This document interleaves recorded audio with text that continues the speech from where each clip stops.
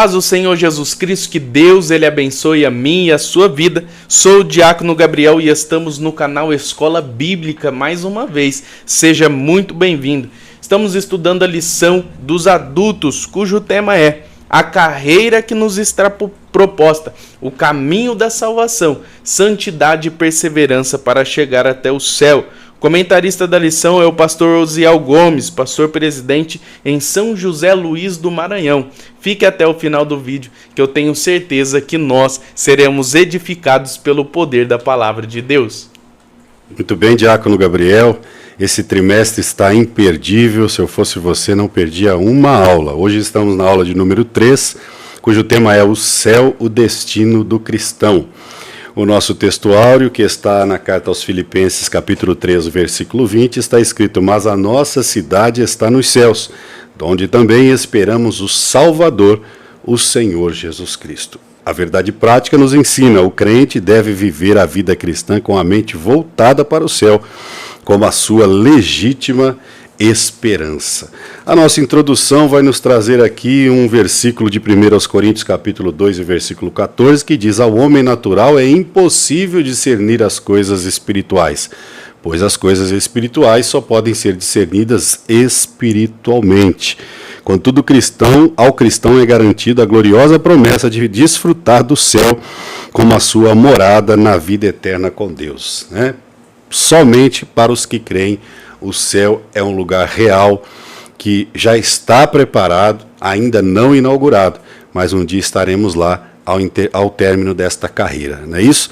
Passo o primeiro tópico ao Diácono Gabriel, cujo tema é céu, o alvo de todo cristão, e o seu subtópico, definindo o céu. Diácono Gabriel. Glória a Deus. O primeiro subtópico, como o senhor já disse aqui, vai falar definindo o céu. O primeiro subtópico vai nos ensinar a pronúncia da palavra céu no hebraico e no grego. É importante você, professor, você, aluno, entender que o Antigo Testamento ele foi escrito em hebraico e poucos capítulos em aramaico, e o Novo Testamento foi escrito em grego, porque era a língua dominante da época. A palavra hebraica shamaim, né? É importante destacar que a letra M, quando se trata da língua portuguesa, se pronuncia shamaim, mas quando se trata da língua hebraica, se chama shamaim. Perceba que a boca tem que fechar no final, shamaim. A palavra céu aqui na lição está aplicada a 3 lugares. Primeiro, o céu atmosférico, que está descrito em Deuteronômio capítulo 11, versículo 11 e o versículo de número 17. Também tem o segundo céu, que é o céu do universo ou o firmamento dos céus, como está descrito em Gênesis capítulo de número 1, versículo de número 14. E também tem o céu, que é a morada de Deus, que está descrita em Isaías 63, versículo de número 15. A morada de Deus também está descrita em Marcos capítulo de número 16. Quando a gente vai analisar a biografia de Jesus, a gente vai ver que ele morreu, ressuscitou ao 3º dia, ficou 40 dias com os discípulos, e ali no final do capítulo de número 16, depois dele ter dado a responsabilidade, a incumbência da gente pregar o evangelho, vai dizer: depois de ter falado, foi recebido no céu e assentou-se à direita de Deus. Esse é o céu, que é a morada de Deus, onde Jesus ele está ao lado de Deus, à direita de Deus. A partir da hermenêutica de João, capítulo de número 14, também entendemos que somos peregrinos aqui na terra. Estamos falando do céu, pastor André. E a nossa morada realmente é lá. Somos peregrinos aqui na terra, né? E o próprio Jesus ele disse, em João capítulo de número 14, vou preparar-vos um lugar. Então, definição da palavra céu é aonde a gente vai, e que Jesus ele está à direita de Deus, preparando o lugar para mim e para você. Passo aqui o segundo subtópico ao pastor André. Segundo subtópico, o céu conforme o ensino de Paulo. É isso? Vamos ver que nas cartas paulinas o céu é descrito, E a lição aqui começa nos falando a respeito de uma experiência espiritual que o apóstolo Paulo teve com o Senhor. O apóstolo Paulo foi arrebatado até o terceiro céu. Está escrito como ensinamento a sua própria experiência com Deus, uma experiência divina, onde ele foi arrebatado ao terceiro céu, que nós chamamos de arrebatamento de sentido. Segunda carta aos Coríntios, capítulo 12, versículo 2, lá está escrito: conheci um homem que há 14 anos foi elevado ao terceiro céu. Ele vai dizer, não sei se estava no corpo ou fora do corpo, e ele continua dizendo que foi a ele revelado palavras sublimes, né? Palavras inefáveis. Tenho certeza que Deus ali nesta experiência, lá no terceiro céu, na morada do Altíssimo, Paulo conheceu a morada do Altíssimo. Deus revelou a ele, com certeza, as diretrizes à igreja do Senhor aqui na terra, pois fora escolhido para ser um grande apóstolo e plantar igrejas, salvando almas, salvando vidas, né? Então vemos aí essa experiência aqui nesse segundo subtópico do apóstolo Paulo sendo ali arrebatado até o terceiro céu. E nas suas cartas é descrito o céu em todo o tempo. A mais conhecida, primeiro aos Tessalonicenses, capítulo 4, versículo 17, que é um texto escatológico, e que fala ali que os que estavam mortos ressuscitarão primeiro, e em seguida, é o momento do arrebatamento, os que estiverem vivos serão arrebatados juntamente com ele, nas nuvens, com o Senhor, ou seja, rumo para o céu, né, a encontrar o Senhor nos ares, e ali a promessa maior: e estareis com ele, estareis com o Senhor eternamente. Louvado seja Deus, né? João, aleluia, ou melhor, Colossenses também, uma das cartas do apóstolo, capítulo 3, lá está descrito: se já ressuscitastes com Cristo, ou nós, né, que matamos o velho homem e nascemos para uma nova criatura, conforme 2 Coríntios 5,17, se alguém está em Cristo, nova criatura é, as coisas velhas se passaram, tudo se fez novo. Aqui na carta de Paulo aos Colossenses, capítulo 3, se já ressuscitastes com Cristo, buscai as coisas que são de cima, ok? Que onde Cristo está assentado à destra de Deus, ou seja, né, tudo apontando sempre para a morada do Eterno, aonde nós estaremos com Ele para todo sempre. Já passando o terceiro subtópico, o alvo do cristão, ao diácono Gabriel. Glória a Deus, pastor André. O alvo do cristão, terceiro subtópico aqui. A Bíblia é bem taxativa em dizer que aquele que aceita Jesus, né? Deus ele não deixa nenhuma voltinha ou nenhuma lacuna, né? Deus ele deixa bem claro, né, que aquele que aceita a Jesus, aquele que aceita viver ao lado de Deus, ele tem que ter como objetivo principal o céu. Tudo que o crente faz, tudo que a igreja faz, deságua em uma vida na eternidade ao lado de Deus. Por que lemos a Bíblia? Porque entendemos que a Bíblia é a bússola para que a gente um dia venha chegar até o céu. Eu gosto muito da expressão de John Piper, que ele vai dizer: tira de mim as minhas pernas, mas não tira a minha Bíblia. Eu posso chegar no céu sem as pernas, mas não sem a palavra de Deus. Aqui ele deixa bem claro que precisamos da Bíblia Sagrada, precisamos da palavra do Senhor, com um único objetivo, que é um dia alcançar o céu, que tem que ser, né, o verdadeiro alvo da igreja. Porque vivemos uma vida em santidade, porque entendemos que sem santificação ninguém verá o Senhor, pastor André. Eu gosto muito de Hebreus, capítulo de número 11, que vai falar ali a respeito dos heróis da fé. Vai dizer que Abraão, Isaac, Jacó, Moisés, esses homens e muitos outros, pela fé, venceram reinos, praticaram justiça, alcançaram promessas, fecharam a boca dos leões, apagaram a força do fogo, escaparam do fio da espada. Esses homens, eles venceram pela fé. Esses homens viveram coisas extraordinárias ao lado de Deus. Porém, em Lucas capítulo de número 10, quando Jesus ele envia os 70 para pregar o evangelho, eles voltam felizes, pastor André. Eles voltam felizes dizendo: até os demônios estão nos sujeitando. Mas Jesus ali, ele mostra para eles, traz a realidade para eles, qual que deve ser o verdadeiro alvo. Jesus ele diz: antes fique feliz com o seu nome escrito no céu. Jesus, de certa forma, ele está lembrando aquelas pessoas qual que é o verdadeiro alvo da igreja, que não é coisas momentâneas, coisas passageiras daqui da terra, mas a eternidade ao lado de Deus. Jesus ele enfatiza essa prioridade em Mateus capítulo 6, versículo 33. Ele vai dizer: buscai primeiramente o reino dos céus e a sua justiça, e as demais coisas vos serão acrescentadas. Ele enfatiza também essa prioridade em Colossenses 3:1. Portanto, se já ressuscitaste com Cristo, buscai as coisas que são de cima. Paulo, ali cheio do Espírito Santo, ele relembra nós também que o nosso verdadeiro objetivo não é coisas terrenas, mas sim alcançar o céu. O alvo do cristão tem que ser esse. Tem que ser, no fim de todas as coisas, estar com Jesus pela eternidade. Não é isso, pastor André? Amém, diácono Gabriel. Entramos agora então no segundo tópico, a descrição do céu segundo o livro de Apocalipse.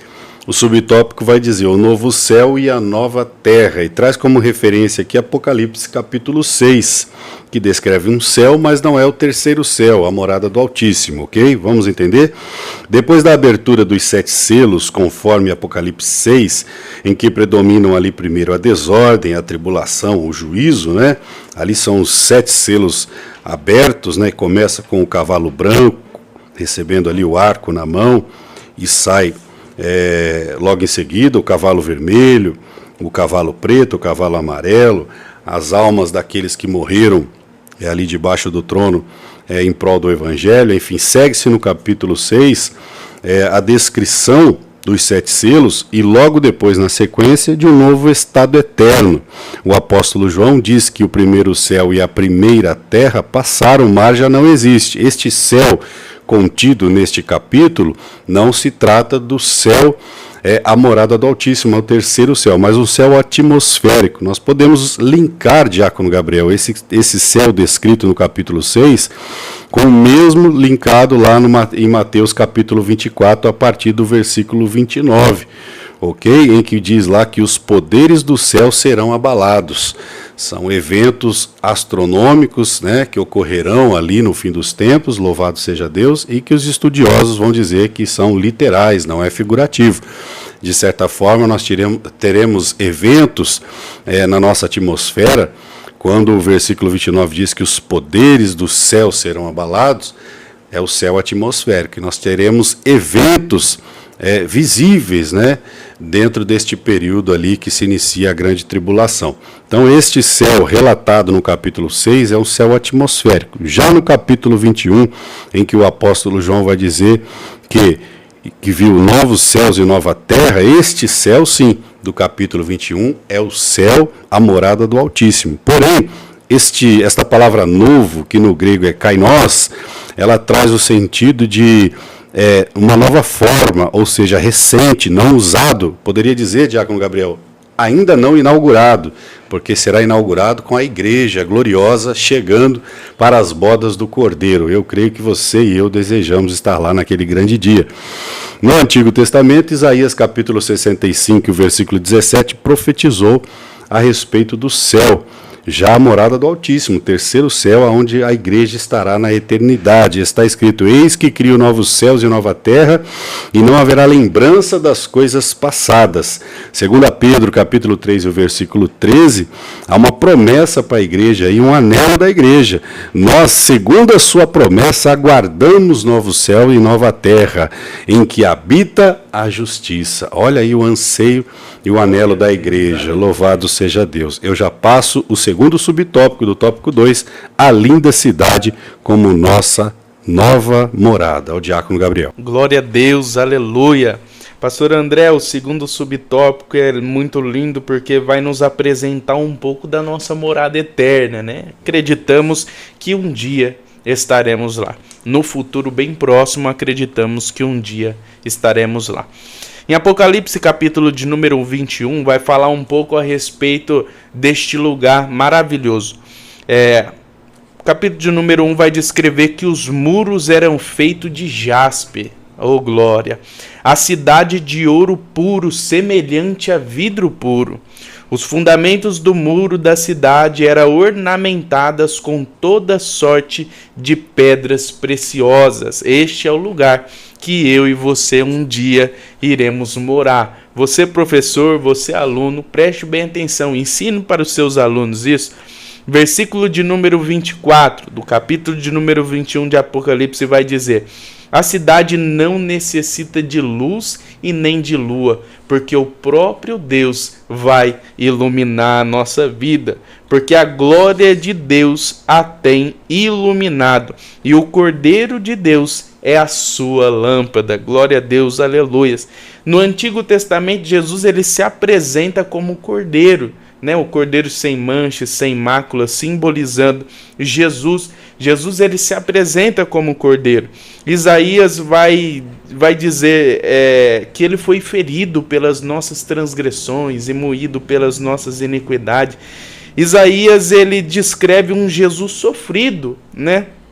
Como raiz de uma terra seca, não tinha beleza e nem formosura, e olhando nós para ele, mas depois de vencer a morte, João em Apocalipse ele descreve Jesus de outra forma, e agora eu vou apresentar um Jesus que está descrito nessa eternidade, onde eu e você vai morar. João ele tem essa visão de Jesus, e ele diz: e vi o céu aberto, e eis um cavalo branco, e o que estava sentado sobre ele chama-se Fiel e Verdadeiro, que julga e peleja com justiça, e os seus olhos eram como chama de fogo, e havia muitos diademas em sua cabeça.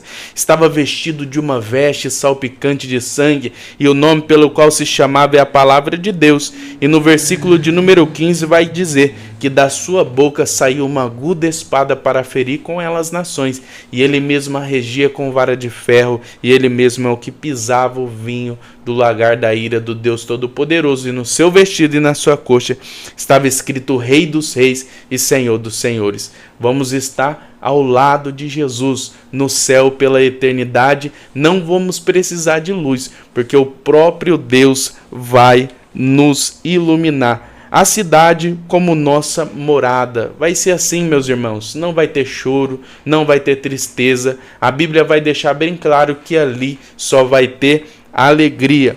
Passo aqui o terceiro tópico, né? O céu, o fim da jornada cristã. E o primeiro subtópico: estaremos onde Deus está. Ao pastor André. Glória a Deus, Diácono Gabriel. Que descrição linda aí, né, da morada do Altíssimo, do lugar onde a igreja habitará na eternidade. Passamos aqui então a esse terceiro tópico, louvado seja Deus, o fim desta jornada. É isso? E aqui o subtópico vai dizer que nós estaremos aonde Deus está. Que coisa linda. Esse tópico vai nos ensinar que, de fato, como Deus estava no princípio, junto com o primeiro homem, Adão, e junto com Eva, estaremos nós também com ele na eternidade, amados irmãos. Enquanto neste tempo presente que vivemos, nós precisamos buscar a presença de Deus em todo o tempo, para que Ele cuide e proteja as nossas vidas das mazelas terrenas. Lá nós estaremos cuidados e protegidos para a eternidade ao lado do nosso Deus, do nosso Pai, do nosso Criador. Que coisa linda! O texto proposto nos diz assim, em Apocalipse capítulo 21, há uma concretização da jornada em que o crente estará onde Deus habita, conforme o nosso Senhor disse que viria e nos levaria para estarmos com o Pai. João 14:3, o Senhor disse: eu vou preparar lugar e virei outra vez e vos levarei para mim mesmo, para que aonde eu esteja, vós estejais comigo.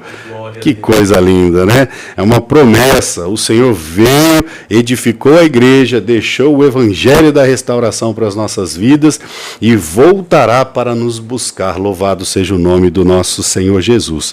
Tudo isso se tornará realidade no futuro, quando nossa união com Deus se dará sem impedimento, cumprindo toda a expectativa, tanto do Antigo quanto do Novo Testamento. Louvado seja Deus. E João 14:2 ainda o Senhor complementa: na casa de meu Pai há muitas moradas.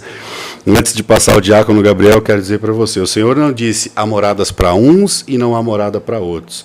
O Senhor deixou aí algo ilimitado, há muitas moradas, ou seja, a porta da salvação está aberta para todos quanto desejam. Amém? Há um lugar também para você que me ouve preparado no céu. Apenas entre por esta porta da graça. Ela é estreita, é difícil, é o que nós estamos estudando. Mas eu vou lhe dizer uma coisa, é o melhor e único caminho.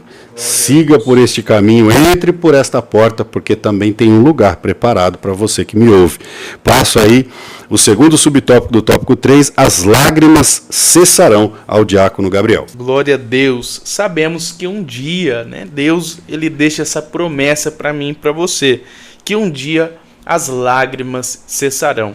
Mas, sem dúvida nenhuma, como a gente está estudando nessa lição, entendemos que estamos numa porta estreita e que traz aí muitas tristezas. Enquanto a gente estiver aqui no mundo, a gente vai ter alegrias e tristeza, né? Por quê? Porque Deus ele deixa bem claro, no mundo tereis aflições. E a gente vai ver, através da biografia de homens cheios do Espírito Santo, que eles passaram por muitas coisas difíceis aqui na Terra. A Bíblia vai deixar bem clara a questão de João Batista. João Batista, nascido de mulher, não teve profeta maior do que João Batista, não é isso, pastor André? A gente vai ver que esse homem, ele foi o homem que batizou Jesus. Olha que importância. Ele veio para mudar a dispensação, ele veio para revolucionar, trazendo a graça, né?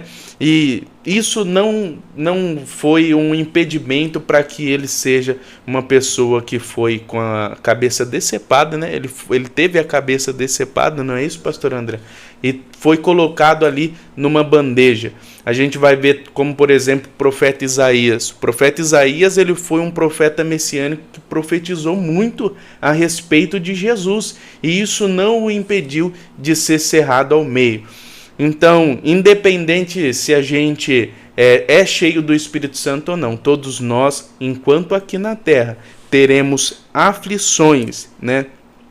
A gente vai ver ali 64 anos depois de Cristo, Nero, ele perseguiu os cristãos, foi muito difícil para os cristãos, era coberto de piche, colocado na cidade para iluminar as ruas de Roma, queimados, mas a gente vai ver que um dia a nossa alegria será no Senhor, na presença dele, literalmente na presença dele. Como a gente já aprendeu aqui, ele vai nos iluminar. O próprio Deus, ele vai nos iluminar. E eu trouxe aqui um negócio bem interessante, um material bem interessante, pastor André.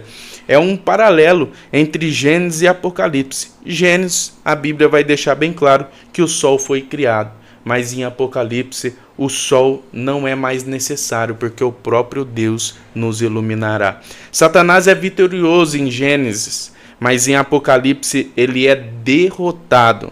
Em Gênesis, o pecado começa a fazer parte da humanidade, mas em Apocalipse o pecado é eliminado. As pessoas correm e se escondem de Deus em Gênesis, mas em Apocalipse as pessoas são convidadas a viver com Deus pela eternidade. Glória a Deus.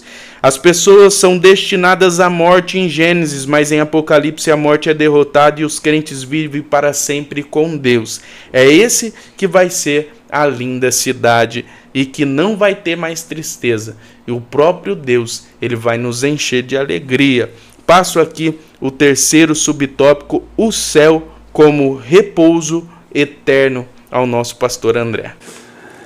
Amém, diácono Gabriel. Passaremos agora então ao subtópico 3, o céu como repouso eterno. Olha que coisa linda, né? A palavra ou a expressão repouso, diácono Gabriel, ela não tem nada a ver com tédio. No céu nós teremos muitos afazeres prazerosos, porque lá não vai haver cansaço, dor nas costas, dor de cabeça, né? Como já foi descrito, o Senhor limpará dos nossos olhos toda lágrima. Seremos transformados num corpo glorioso. Temos esta promessa. E no céu, primeiro, vai haver adoração. Louvado seja Deus. Apocalipse capítulo 19, versículo 5 diz: E saiu uma voz do trono que dizia: Louvai ao nosso Deus, vós todos os seus servos, adorai ao vosso Deus. Haverá lá no céu também, primeiro, adoração, segundo, serviço. Apocalipse capítulo 22, o versículo 3 vai dizer: E ali nunca mais haverá maldição contra alguém, e nela estarão o trono de Deus e do Cordeiro, e os seus servos o servirão. Eu ainda trago uma referência de João, capítulo 12, 26, parte B, que diz: Aquele que me serve, meu Pai o honrará. Se você é um servo, é uma serva de Deus aqui nesta terra, tenha certeza que lá no céu não faltará serviço, mas serviço prazeroso diante do nosso Criador, diante do nosso Senhor. Se você adora aqui, vai continuar adorando no céu. Se você serve aqui, continuará servindo no céu. Porque não tem coisa melhor do que ser um servo útil, não como aquele servo inútil que foi descrito, não é verdade? Se você é um crente útil hoje aqui na terra, que serve a Deus, ajudando o seu semelhante à obra do Senhor, tem lugar para você lá no céu. E haverá lá também infinita aprendizagem. 1 Coríntios capítulo 13, versículo 12 diz: porque agora o vemos por espelho, em enigma, mas então o veremos face a face, o conhecemos em parte, mas o veremos face a face, mas então o conhecerei como também sou dele conhecido. O que Paulo está dizendo é que hoje nós conhecemos Deus tão pouco, em parte, mas na eternidade nós teremos muito tempo para conhecer toda a grandeza, toda a criação, né? Como ele é sublime, como ele é poderoso, como foi criado todas as coisas, e tenho certeza que lá nós teremos como o próprio texto diz, novos céus e nova terra, ou seja, tudo novo, tudo criado. Se muitas das vezes nós nos maravilhamos com as belezas naturais desta terra, eu tenho certeza que quando o céu é descrito como ruas de ouro, muros de cristais e jaspes, há uma beleza imensurável ao qual nós vamos aprender com o nosso Criador na eternidade. Eu não vejo a hora de estar lá. E você? Diácono Gabriel, com a conclusão, em nome do Senhor Jesus. Glória a Deus, pastor André, um ensino muito edificante para nós, falando aí a respeito do céu, e quem não quer um dia estar ao lado de Jesus, poder dar um abraço em Jesus, né? Imagina só. A conclusão: para se viver a esperança celestial, é preciso nascer de novo. A Bíblia fala muito a respeito do céu, a Bíblia fala muito a respeito de coisas boas que Deus ele tem para a nossa vida. Mas uma coisa que precisamos de destacar é que existe princípios e existe promessa. Na palavra de Deus vai haver princípios. Quais são esses princípios? Santidade ao Senhor, vida de oração, leitura da palavra. Então a conclusão aqui, o pastor Osiel Gomes, ele foi muito bem-aventurado em colocar, em destacar aqui no final para nós, que é necessário nascer de novo. Se um dia você e eu queremos alcançar o céu, é necessário não ser somente ouvinte, mas praticante da palavra, ser cheio do Espírito Santo, ter uma vida com Deus, uma vida de oração, e entender que uma vida com Deus não se baseia somente em cultos, mas em um relacionamento dia após dia com o Senhor.